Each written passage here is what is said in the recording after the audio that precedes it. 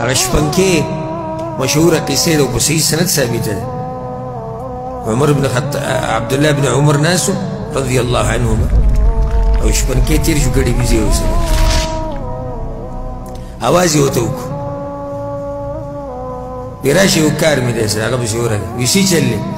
وی یو به زموږ له رانه کړي هغه وی نه دا د مالک دی وی راکړه یو تې راکړه موږ به حلاله کړو موږ به یې وخورو او تاله به تیم درکړو هغه ته یې زما روژه ده نو یې خو ډېره ښه شو روژه به ماته کړي روژه به ماته کړي تاله به تیم غوښه درکړو یې نه ورته یې وی عبدالله بن عمر ورته وی نو وی څه کېږي دا خو لوی کنډک دی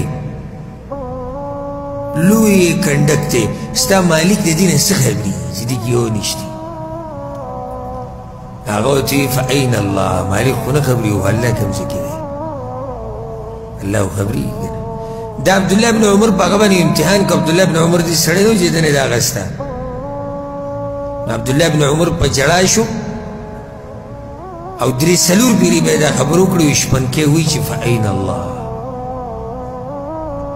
او بیا ورته وویل په دې ګرمو هواګانو ته وګوره او دې صحرا کې ګوره څومره ګرمي څومره سړی سوځي وایي دې تپ ته وګوره او دې ګرمۍ ته وګوره تا روژه نیولې ده وایي د دې ورځو نه فایده اخلو د آخرت دپاره بیا دا موقع نه راځي وایي داسې تقوادار انسان بیا ورته وایي ستا مالک څوک دی هغه له نوم واخیستو بیا ته لاړ چې څنګه مدینې ته ورسېدو په هغه مالک پسې ورغی وی دغه ستا غلام دی او خادم دی وی وی دی به ما راخرڅ کا دا غلام هغه ورته ویل صحیح ده به دومره دومره او وی دا ګډې پیسې په ما ټولې راخرڅې کا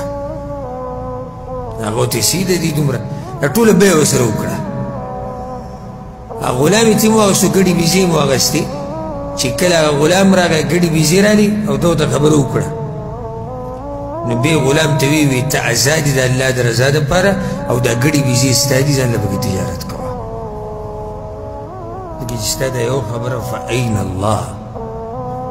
الله کوم ځای کې دی نو هغه یې د الله د رضا دپاره ازاد کړو او ګډې بیزې ورله ټولې ورکړې دې ته وایي تقوا چې سړی په ښکاره کې هم د الله نه هېرېږي او په پټه کې هم د الله نه هېرېږي نو الله دې په موږ کې دا تقوا راولي